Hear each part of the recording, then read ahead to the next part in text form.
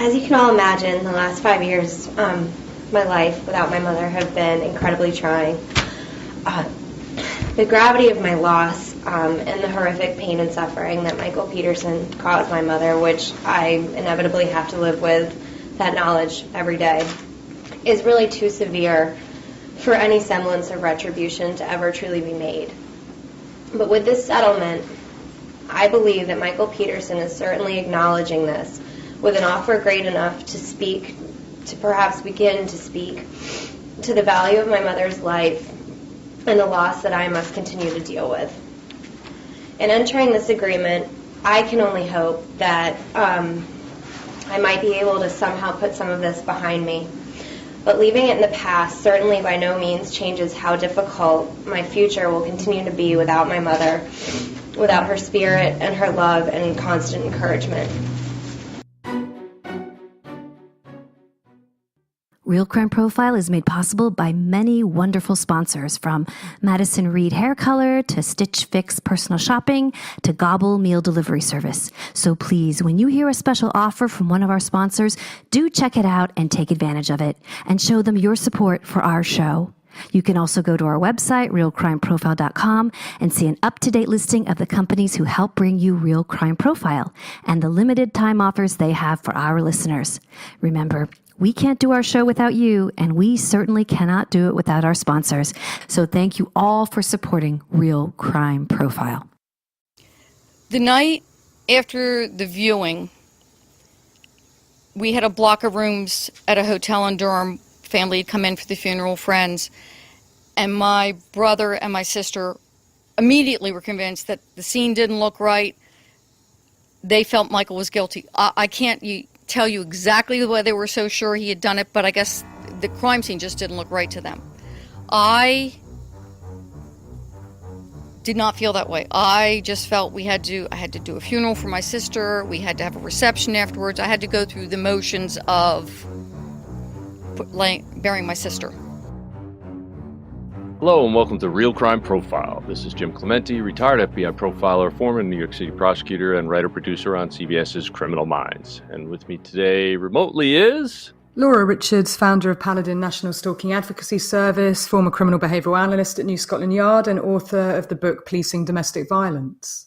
And I'm Lisa Zambetti. I am the casting director for CBS's Criminal Minds. I have a real interest in real crime and the minds that solve those crimes and the minds that will help me figure out what is happening in this documentary, please. Yes, today we're going to continue our coverage of the Netflix original series, The Staircase. And this is a labyrinthine series because there are so many different rabbit holes you can go down in this case. I mean, there are so many things that don't appear to be what they appear to be. And of course, most people are referencing The Staircase, a Netflix show.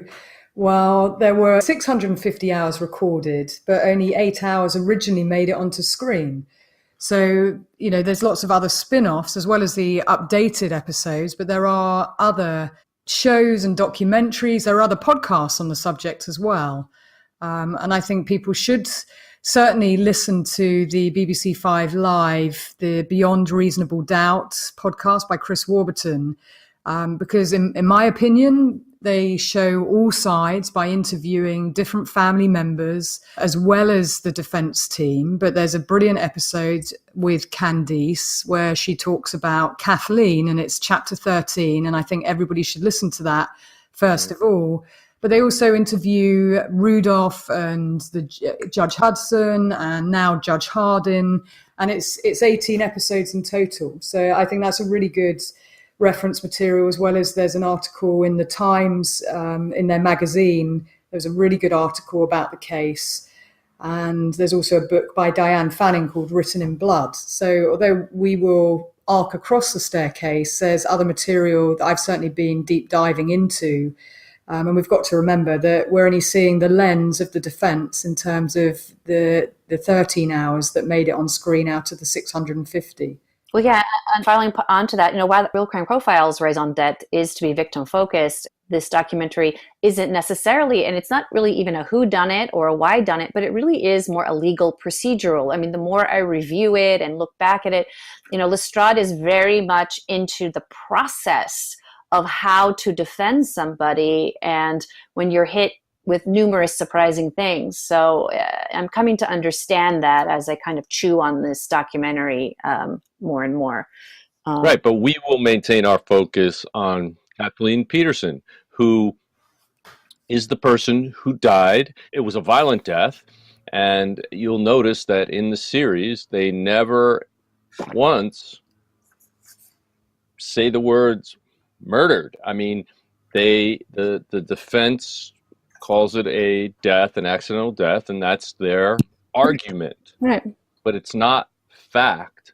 The facts are what they are. Whether the defense calls it one thing and the prosecution calls it another thing, there are facts, and that's what we're trying to drill down into. I want to thank, before we go any further, our listeners on our Facebook page for being so engaged with us. You know, Jim and Laura, sometimes we record podcasts like months in advance, and by the time people are commenting upon them, it's, it feels kind of far away. But right now we're recording this, to be dropped this week. And I just want to thank Alistair, Liz, Todd, Chris, Leslie, Emily, Emma, Ginger, and all the others who have been asking us really, very incisive questions, and we'll weave those in as we go through. So. Okay, well, I think it's probably a good point to go back to some of the victimology that we haven't covered, because we focus on the victim, and there's so much material. And certainly when you listen to Candice, Jim, I don't know if you've heard her talk specifically just about Kathleen and growing up with her and just what the family dynamics were like, and the type of person that she was. But she's really helped me understand what an incredible woman Kathleen was. Yeah, why don't you share that with us, Laura? Yeah, and I think she was a very pioneering woman, actually, in terms of just her education and her background, which I didn't appreciate right from the start. Candice certainly says, when they were at school together, she excelled. She was incredibly bright, but not just bright, she was very hardworking, and she was almost fluent in Latin, which, as you know, Jim, Latin's not a spoken very difficult. language, but so to be fluent when she was younger.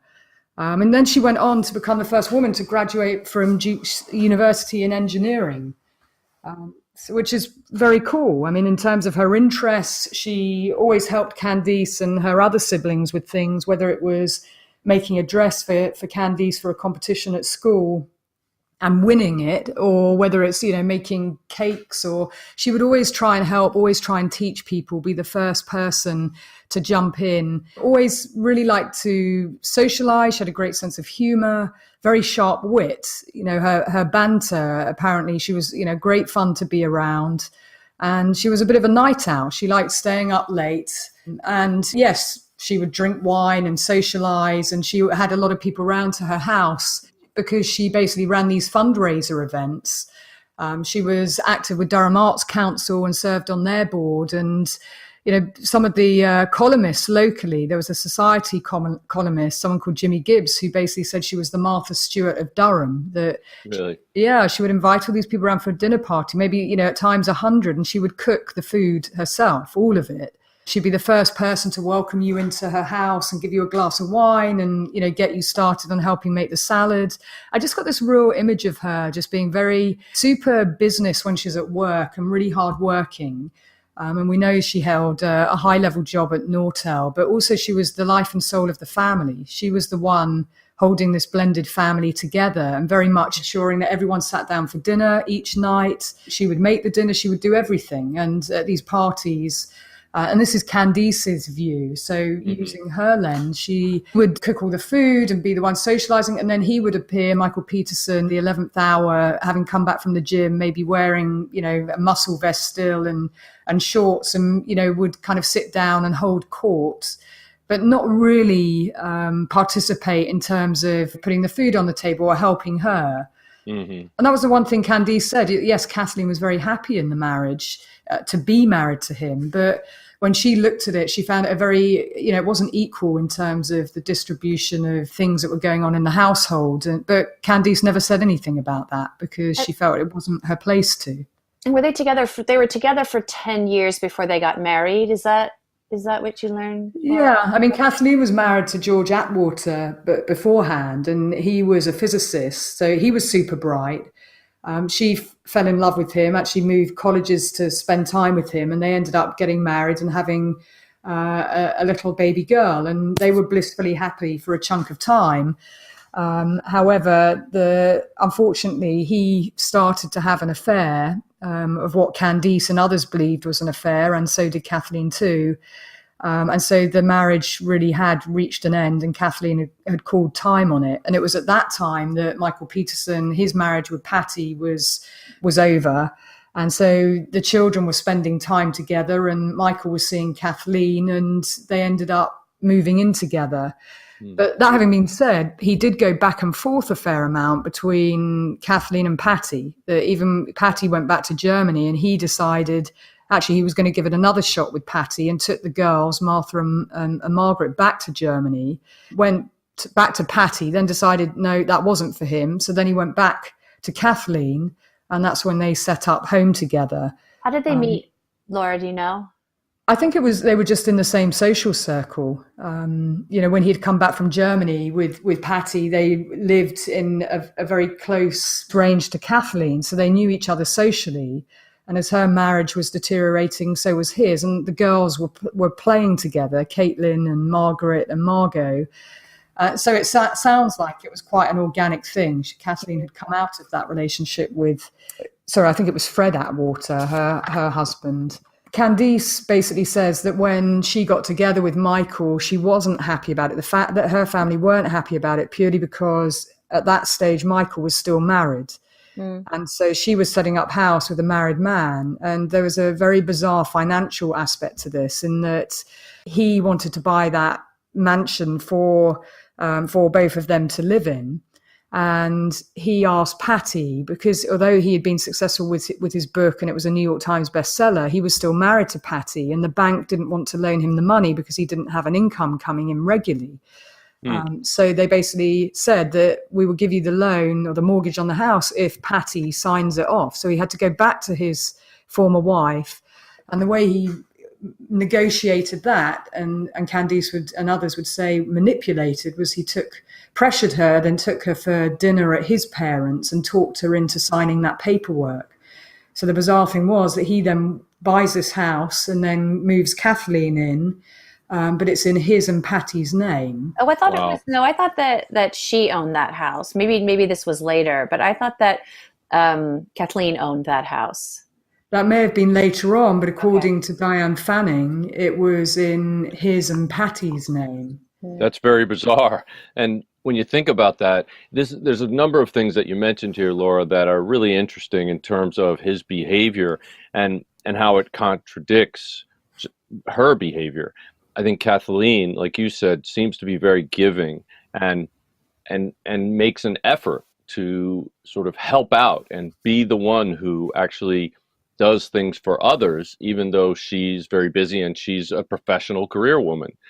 Whereas he seems to be, there's a couple things you mentioned, like coming in, after Kathleen has cooked for so long and set everything up, and just sort of holding court, as opposed to being a participant and helping out. And it's sort of that narcissism that we were talking about last episode, sort of rising up. And this is the reason why I mention it, is because this is very consistent with the behavior that we saw throughout this series. And without taking sides, I'm just interpreting the behavior that we see. The reason why the cameras are in there is because he appears to flourish in front of them. And holding court, that's a very consistent behavior with somebody who has that narcissistic bent, somebody who likes the adulation and people's attention. And so that's just a really interesting point.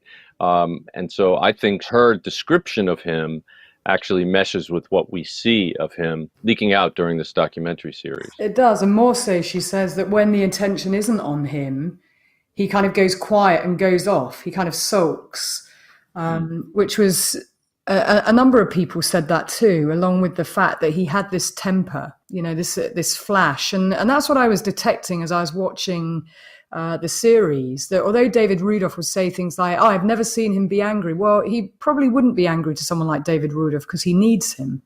And he needs him to do the job for him. But for others, and I do see and I do detect this kind of seething anger underneath the surface. And when we think about the finance side, Lisa, to your point, I think his view, what he wanted to do was buy that house for Kathleen as sort of a gesture, because she did lead, she was very well put together as a woman. I could see that he would probably, pursue her and want to woo her.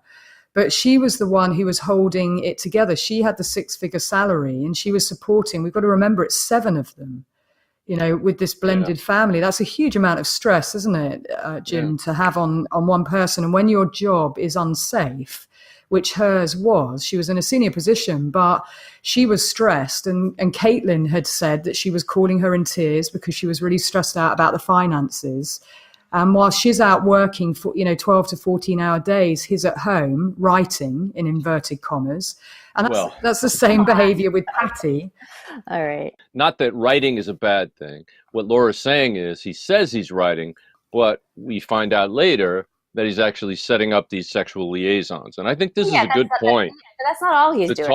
Except that we know that he deliberately did it when she was out of the house working. Like, he set it up in the emails. Like, no, this is the only time because she's away.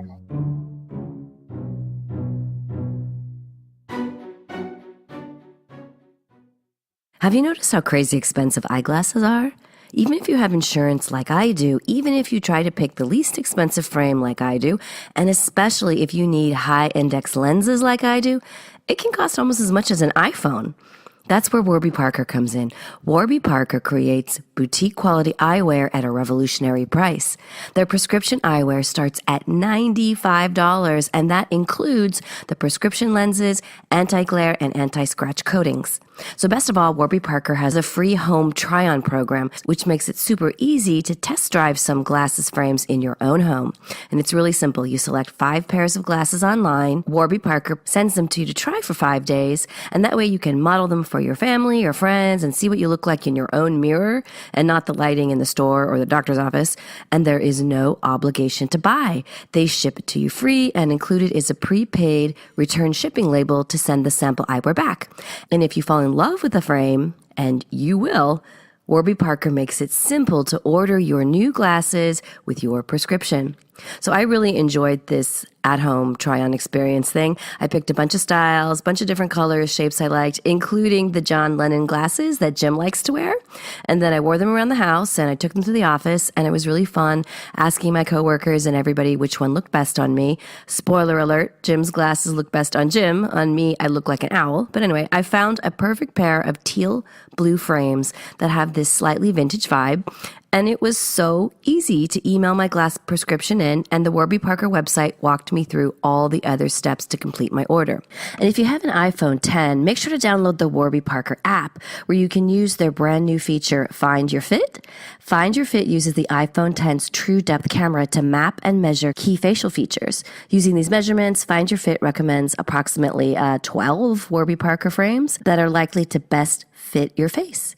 This process is so seamless, and it only takes a few seconds. So go ahead and try on 5 fabulous frames for yourself for free by going to warbyparker.com/realcrime.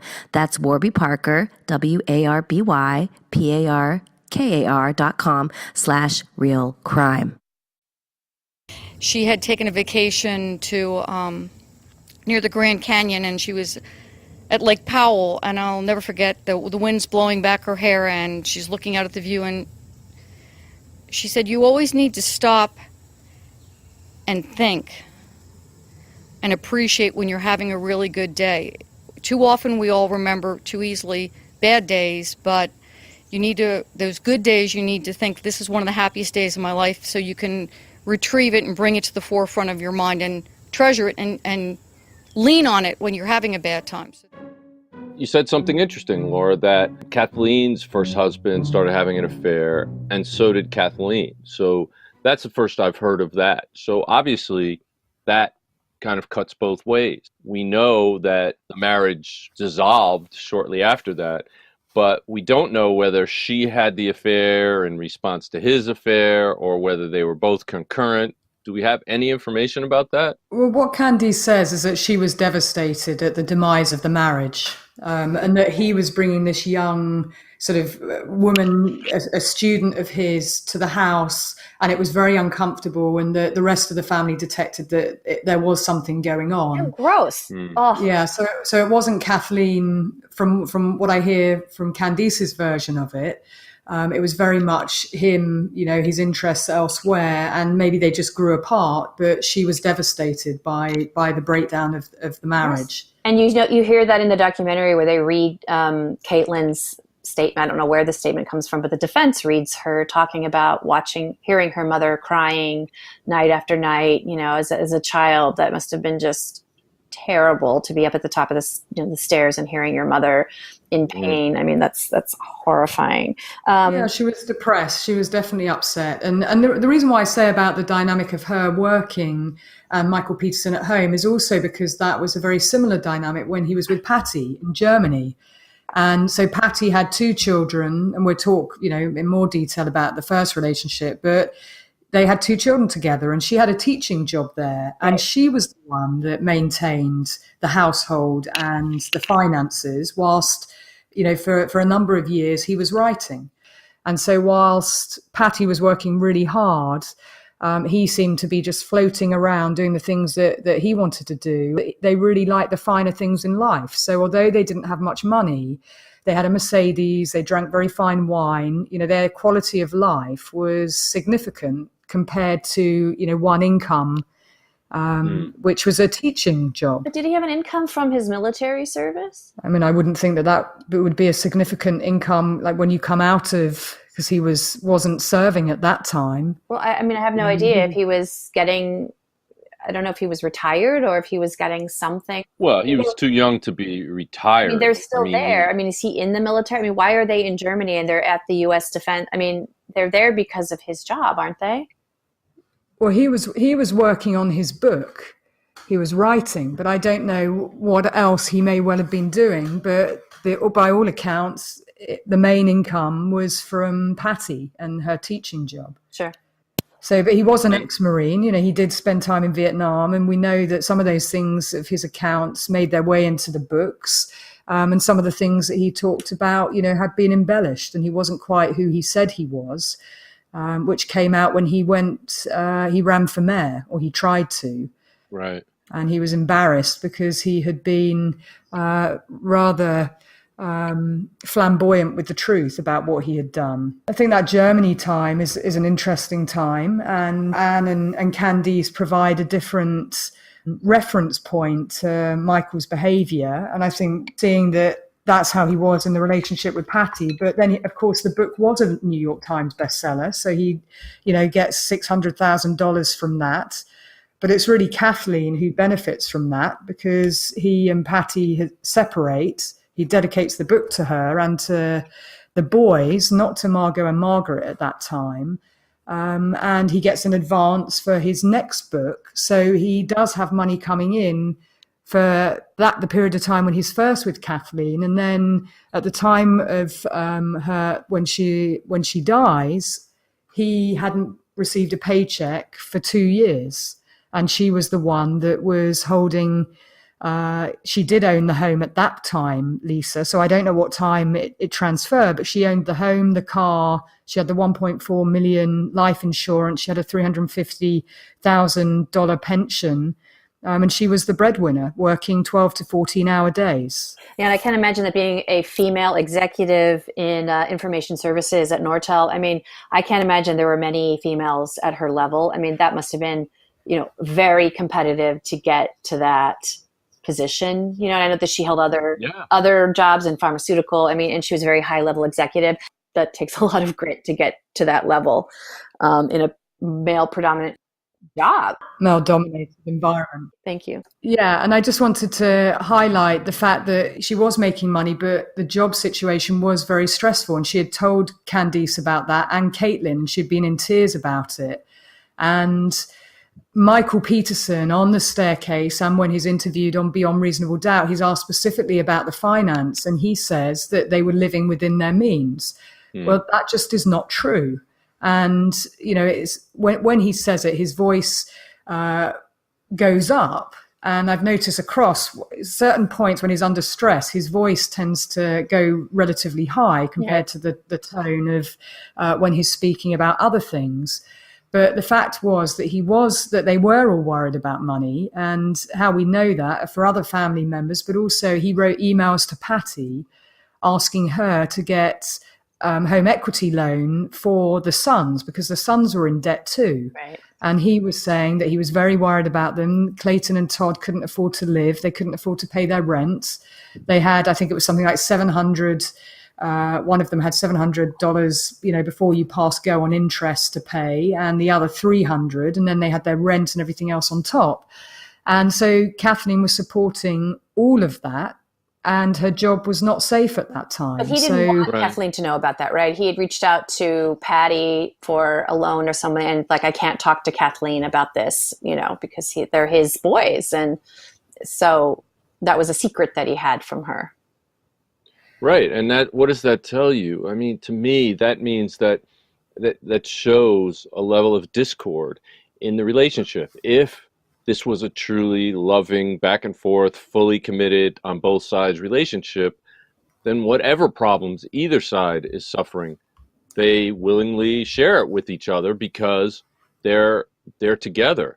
But if he's living within his means and not putting pressure on her, well, then that's a totally different situation. It seems like it's the opposite of that. She had a tremendous amount of pressure on her financially. She didn't know how long her job was going to be in place. She knew they were spending and had this very expensive house and lifestyle, and he wasn't helping. So, I mean, they were the mini celebrities of Durham, right? They were the socialites. This was a 14-room house, but it had 6 beds. I mean, it was a house that featured in The Handmaid's Tale. I mean, it was beautiful. Oh my God. Yeah. And so their lavish lifestyle and the fact that they were these socialites, they were living beyond their means, even though he says that that's not so, but that's not what others say, and that's not what the numbers say.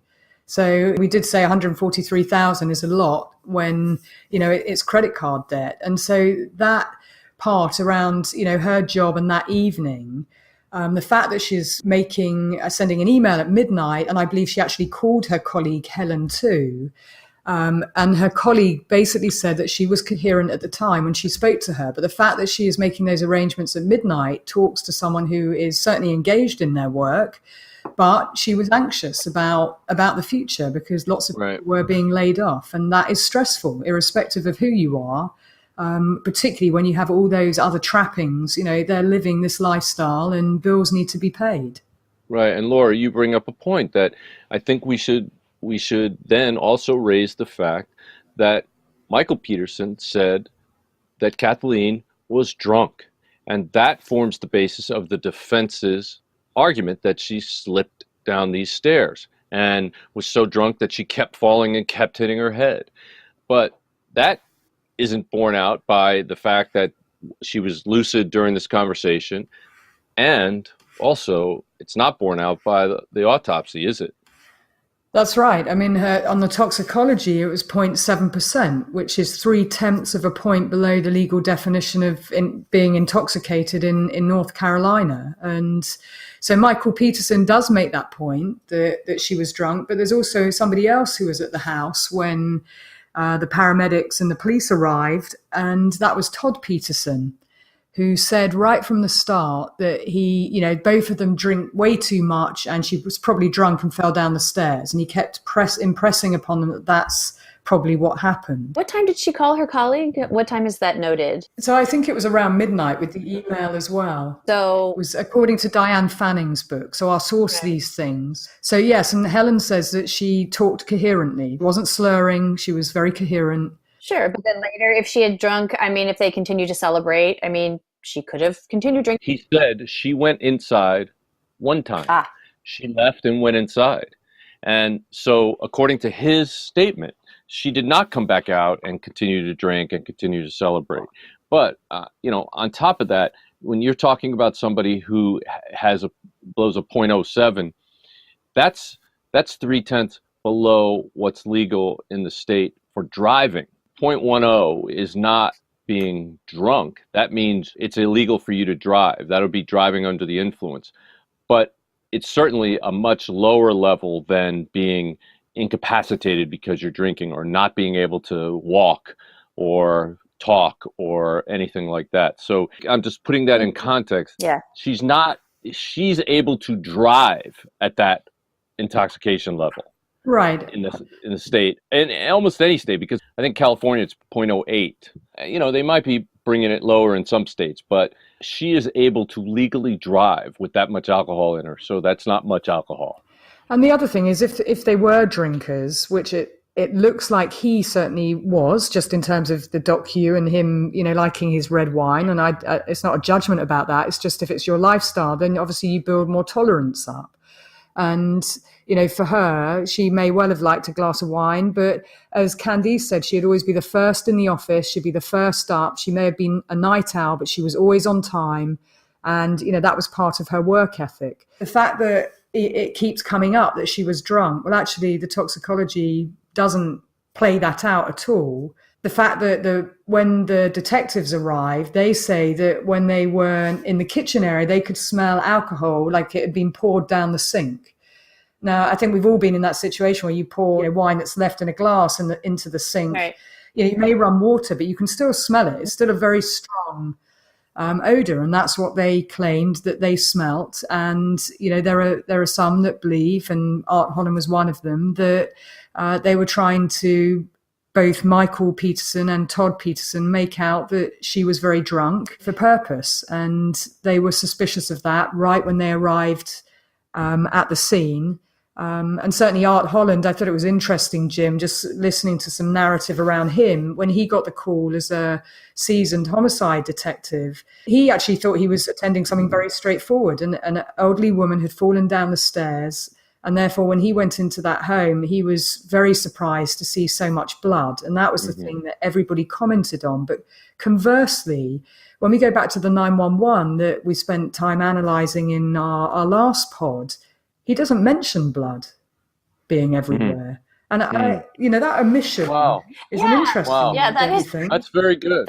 That's a good point, Laura. Wow. If I walked in, found my wife laying there in a pool of blood everywhere, I think I would, mention that to the 911 operator. Oh my God, there's blood everywhere. Yeah, right. Exactly. Yeah. That would be one of the things you would say. And that's why for a homicide detective to go through the door and then suddenly he's confronted with something very different, it is striking. But they also sent a domestic violence detective up to the house too.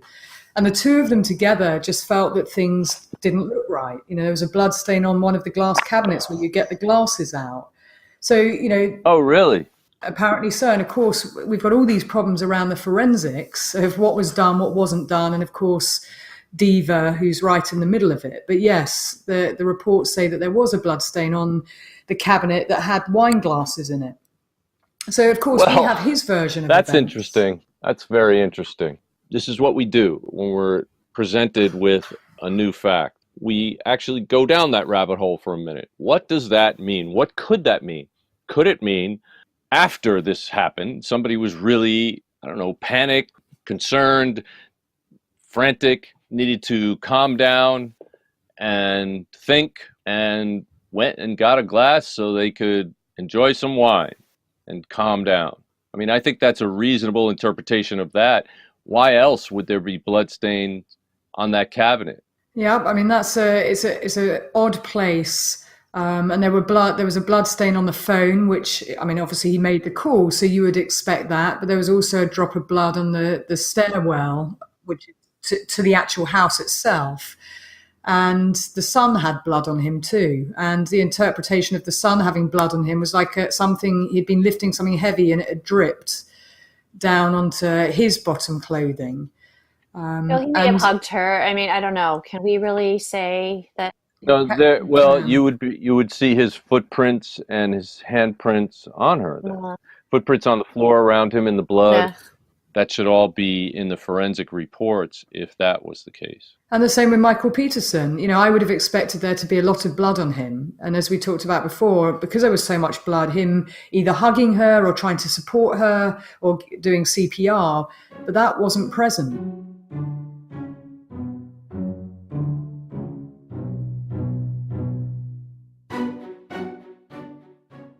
So school's back in session, and you know what that means, back to school night. So the other day I was racing home from work, trying to get home in time to make dinner and get everybody ready and get to the school to meet everybody's teachers, you know the drill. So luckily I had Gobble to help me out, because in 15 minutes I had a healthy, fresh, delicious meal on the table, and that gave us plenty of time to sit back, relax, catch up on our day, clean up the kitchen because there was only one pan that was dirty, and then get back to school in plenty of time to meet all the teachers. So the only way that I could have done that was by using Gobble, because Gobble does all the peeling, chopping, marinating, sauce preparing. You just put the meal in the pan, let it sizzle, and it's ready in 15 minutes with only one pan. So you can see why Parents Magazine voted Gobble the #1 meal kit, and it is really going to save you a lot of time when it comes to your back to school night or whatever activities you have going on now that school's back in session. And these meals still taste just as fresh as if you made the entire thing from scratch. You can have great meals like Parmesan crusted chicken with lemon basil orzo salad, chicken enchiladas verdes with avocado and pinto beans, and really these things take only 15 minutes. I mean, have you ever heard of making chicken piccata with broccolini and lemon pepper tagliatelle in 15 minutes? I mean, I don't know how they do it, but they do, and it is delicious. So why don't you try Gobble for yourself and become the family dinner hero? Gobble's offering our Real Crime Profile listeners with a limited time deal, $50 off your first box from Gobble. So go to gobble.com/realcrime and get $50 off. Remember, gobble.com/realcrime. You can't look at that and think that it's an accident. And especially when you couple it with the fact that the first, I guess you've heard the 911 tape, but the first call in, she's supposedly still breathing. The second call in, 15 minutes later or so, she's just quit breathing. And yet when the medical examiners or the EMTs arrived, the blood was so dry that they didn't even get any on them. They didn't have to wear protective garments because the blood was already dried. She'd been there for hours probably. The other striking thing, Jim, was that he removed his shoes and socks. Were you aware of that? I wasn't aware of that, but I do know that he said at some point in the second 911 call, she's not breathing anymore. She just stopped breathing, right?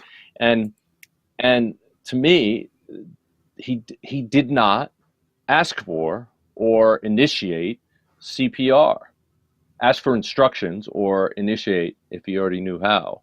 And he never CPR. said that he gave her CPR either, right? No, if he had, he would have blood all over his face and clothing. Right. And hands. But to remove your shoes and socks, I mean, That's a forensic countermeasure. It's a very bizarre thing to do. And when he was questioned about that, because actually he was asked on Beyond Reasonable Doubt why he did that, and he said, and his voice goes up again, because it was slippery. So it was slippery. It was slippery. Yes. So he's walking around in the blood? Well, according to his account, by saying it's slippery, yes. And, he says that he goes up the stairs, and when he's asked, I mean, this interview is, 17 years later, but he says he doesn't remember what he did, but he says it was slippery. He went up the stairs to get towels, and he said, I honestly can't remember. Towels to go onto her head. Now, those towels, he did get them, and there were towels beneath her head, and those towels were not seized by Dan George, who did the original scene, who processed the original scene, and he had been working a 21-hour shift. And I'm not making excuses for him because, there are certain things that I'm puzzled about why they weren't processed at this scene. If they did suspect foul play straight away, then of course you would expect all of those things to be seized. And of course her clothing as well, and for the forensics to have been processed. But that didn't happen in this case. But I am troubled by the fact that he removes his shoes and socks. Someone who's concerned about getting blood on them, it just strikes me. We know Oscar Pistorius, you'll recall, moved Reva down the stairs, and before Inspector Botha appeared at the scene, he had washed himself. Does Peterson say he moved her? Does he ever say that he had moved her, or he found her, like you say, Laura, in situ? And as far as I can, all the material that I've read is that that's how he found her, in situ.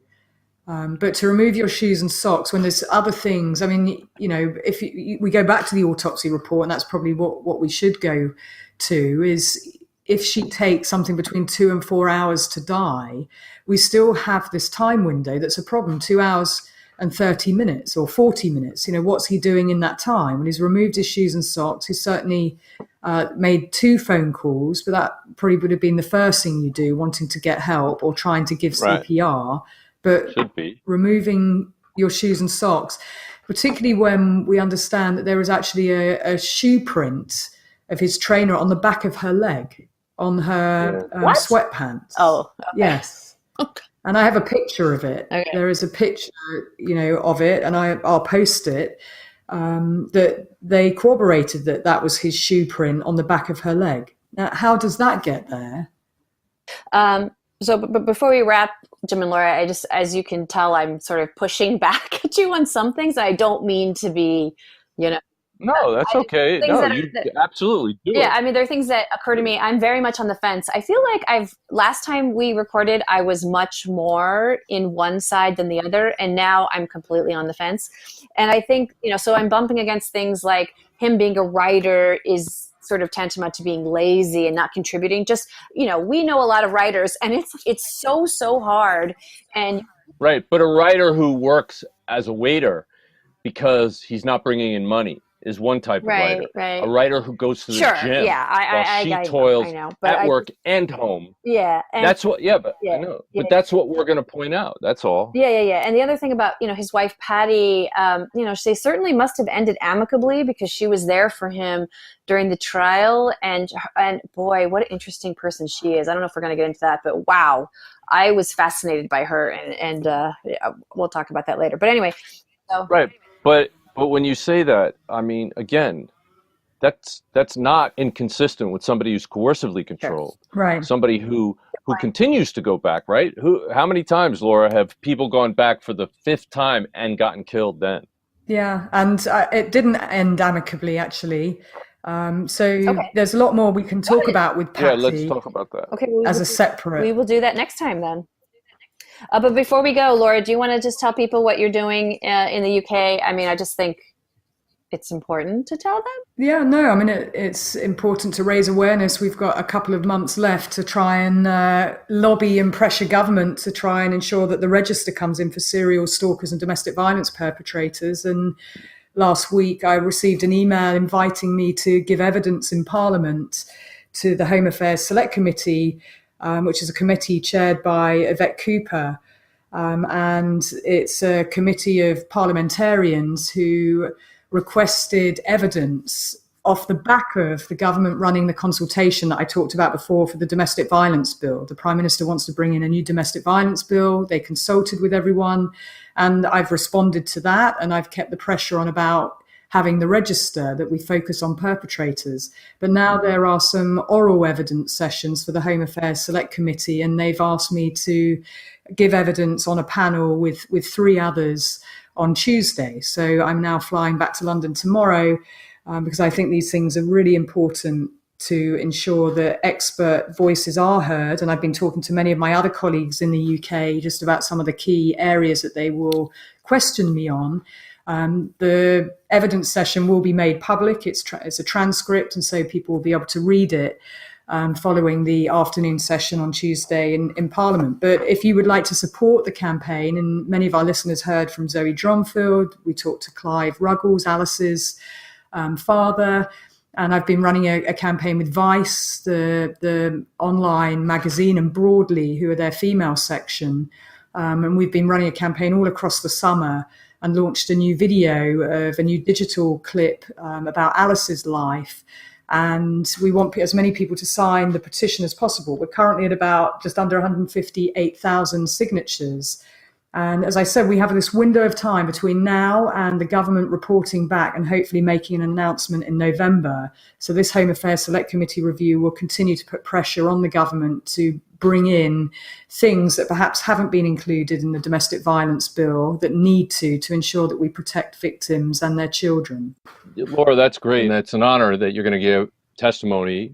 And I think that it's a very, very necessary thing. And I hope that the UK does it. And I hope that eventually it's done here as well, because unfortunately, so many people end up being killed because they don't know the history and there's no way to find out what these people are really doing, even though they've had many times hundreds of reports against them. That's right. And, just seeing offenders being able to operate and offend with impunity, we've got to change that. And I really feel strongly about, why we ask victims to, when they report, to then change their address, to move somewhere else, to get a restraining order, to change their phone, to do all these things. And yet the perpetrator, there's no sanctions against them. So I think the more we can focus on the perpetrators, which are the problem, rather than just moving victims around the country, the better. And we're already building momentum to bring the UK would kind of be like the model, if you like, and to bring it over here. If we have the sex offenders register, there's no reason why it can't be expanded. And I talked to the minister when I was last in London about expanding it, and she indicated that it was being seen as a favourable move. But as I always say, until you get the announcement, it's not done. So you have to keep pushing. And we've been lobbying really hard and using our campaign with Vice, but also in the Mirror every Sunday. There's been articles about stalking and about some of the victims that I work with and their incredible families who are speaking out. And Real Crime Profile gives us a great platform to do that. And It's a very powerful platform. So please, our listeners, it would take you 2 minutes to click onto the petition. I'll post it, and I'll ask Lisa to post it again on Facebook. And it would take you 2 seconds to complete it. And it really does make a difference. We'd ideally like to get to 200,000, certainly in the next 2 months. So we need your help. Thank you. Jim, you're turning in your episode. You've been super busy. Yeah, I'm writing episode 1409 of Criminal Minds, and that means we're really far into the season already, and it's a pretty interesting episode, I think. The title is Broken Wing, and that can be interpreted several ways. That's all. And who's directing it, Jim? Who's directing it? Who do you think's directing it? Aisha Tyler. Yeah. Aisha, I'm so excited because I love working with her. She's so enthusiastic about life. She's so wonderful. I mean, she just walks around with this joy emanating from her. So I can't wait to work with her on this episode. And we've already sat down and talked a couple of times, and we're going to have some interesting things for her in this episode as well. It's going to be it's going to be really cool. Sounds exciting. So guys, I just have to tell you, I'm going to be doing the 11th annual Justice Jog, which is a 5K to 10K race on Sunday, September 23rd. God help me. This is to support CASA of Los Angeles. I'm super excited. My son Aiden is going to run with me. Wow. Amazing. Yeah, good job, Lisa. Thank you. Boy, this is going to be tough. But anyway, I'll post about it. But really, guys, listeners, I don't want you to give money to me or our CASA. I want you to Google CASA wherever you live in the United States. And please check out your local CASA and those kids who need your support. And if you can, give to them or sign up to be a volunteer, because we need good people to be involved in this. So anyway, I'll be posting pictures of me training for this. And can you tell everyone, Lisa, what CASA is? Because it's not very well known. So CASA is the court-appointed special advocate. And this is the one person in a foster child's life that is not paid to take care of them. It's not like a foster parent or their lawyer or this or that. This is a volunteer who sees a foster child through the process, goes to court with them, helps them fill out things that they need to do, helps them with school if they need some special attention, helps them understand how to get the most out of the system and get through the system. So they are a very, very important part of these kids' lives who have nobody, and sometimes have to go to court against their abusers and it's a really important role. So if you can give to your local CASA or become a CASA volunteer, it's really an immediate lifeline to somebody who needs you. Okay, Excellent. great. Good luck with it. I hope it goes well and get your training in. God. Okay. Thank you. All right. Thank you for listening to this episode of Real Crime Profile, and we will be back very shortly with another episode covering the Netflix original series, The Staircase. If you like our podcasts, there are a few things you can do. You can take 2 minutes and go to Apple Podcasts and leave a 5-star review. You can also check out all Real Crime Profile offers and promotions and our sponsors in our show notes. Another thing you can do is go to Facebook and like our Facebook page, and you can also follow us on Twitter at Real Crime Profile without the E. And one last thing, please tell your friends, family and colleagues about us and spread the Real Crime Profile word. Thank you so much for listening. We really appreciate all of our listeners. Real Crime Profile is produced and edited by Paul Francis Sullivan. Sound engineering by Mike Thal.